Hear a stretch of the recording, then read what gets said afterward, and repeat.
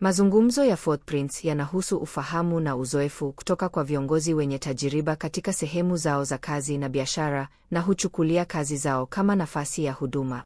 Mazungumzo ya Footprints wiki hii ni sehemu ya pili ya kupata utajiri halisi na Bwana Zakayo kulingana na Luka 19, mstari wa 1 hadi 10.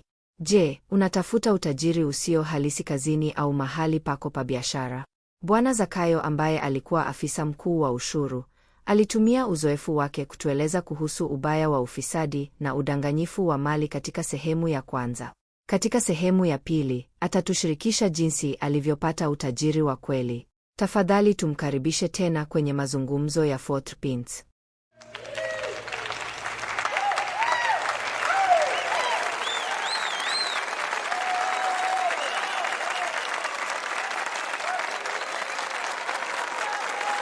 Nilifurahia mazungumzo yetu wiki iliyopita na nimefurahia kurudi tena.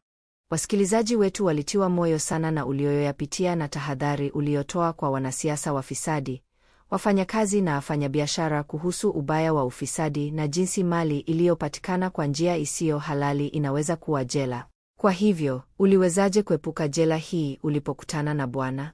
Kabla sijakutana naye, nilisikia uvumi kuhusu jinsi anavyomiliki fedha, dhahabu na kila kitu katika ulimwengu huu, lakini alikuwa akiishi kama mtu asiyejiweza. Tofauti na kuhani mkuu na viongozi wa kidini, yeye alivaa nguo za kawaida na alikuwa akitangamana na watu wa kawaida. Hilo haliwezekani. Kwa hivyo, ulivutiwa na jinsi Bwana ambaye anamiliki kila kitu katika ulimwengu huu hakuwa akiishi kwa uzuri na ukwasi kama viongozi wa kidini. Hakuwa na ndege ya kibinafsi, hakuwa na mavazi ya kupendeza, hakuwa jumba la kifahari. Ni kweli. Hakika, si hivyo tu. Pia nilisikia kuhusu nguvu na miujiza aliyofanya. Nilishangazwa. Mtu angewezaje kuwa na nguvu namna hiyo na asiitumie kwa manufaa yake binafsi? Iwapo yeyote kati ya viongozi hao wa kidini angekuwa na hata sehemu ndogo ya nguvu kama hii, angeitumia kuwatisha Warumi, na maadui zao wangekuwa na hofu.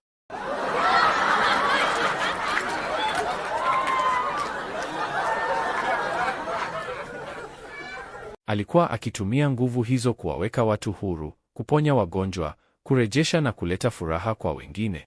Ni nini kingine kilikufanya ufunge ofisi yako ya ushuru siku hiyo? Ulisahau pesa zote ulizoweza kuiba siku hiyo na ukadhamiria kumwona. O Mungu wangu! Niligundua niko kinyume na yeye. Mimi na utajiri wangu wote, sikuwahi kuwalisha hata watu 10.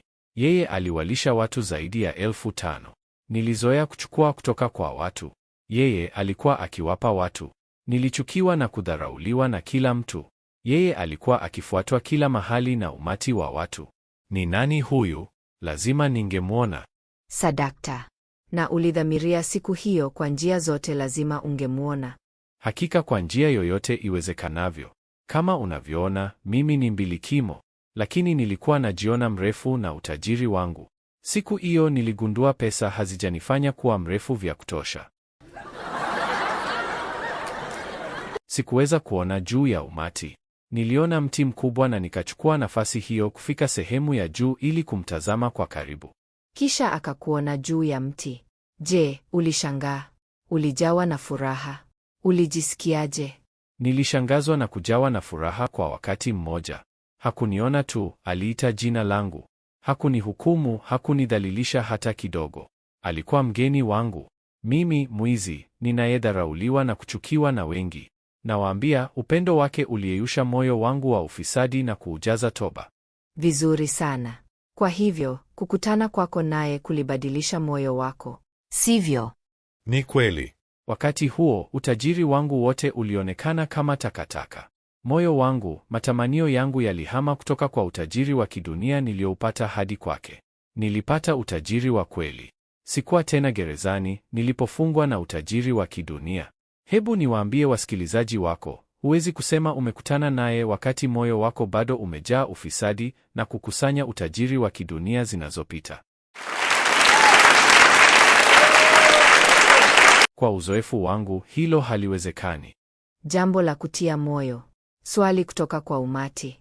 Uliacha mali ya kidunia ulipopata hazina ya kweli. Wengine kama Yuda waliacha hazina hii ya kweli na kutafuta utajiri wa dunia kupitia ufisadi katika sehemu zao za kazi na biashara. Utawaambia nini? Nilimwonea huruma Yuda na kuhurumia wewe pia. Kama Yuda, kulikuwa na watu wengi walioishi kana kwamba tumbo lao lilikuwa mungu wao. Waliacha kila kitu nyuma. Utaacha kila kitu nyuma pia. Naomba usiishi kana kwamba tumbo lako ni mungu wako. Utajiri wa kweli haupiti kamwe. Wiki ijayo, nitawaambia njia bora ya kuishi na mali unapokutana na Bwana.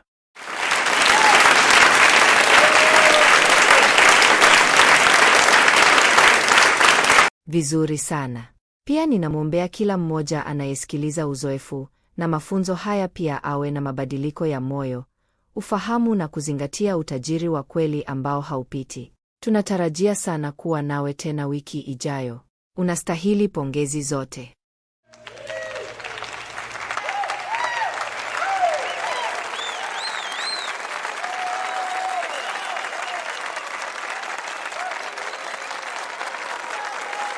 Iwapo mazungumzo haya ya Footprints yamekuwa yenye baraka kwako, basi ipitishe ili iwe ya baraka kwa wengine. Je, wewe ni muumini aliyejitolea kutimiza wito wake wa kitaaluma mahali pa kazi na mahali pa biashara? Tuna rasilimali kadhaa kukusaidia kufanya hivyo.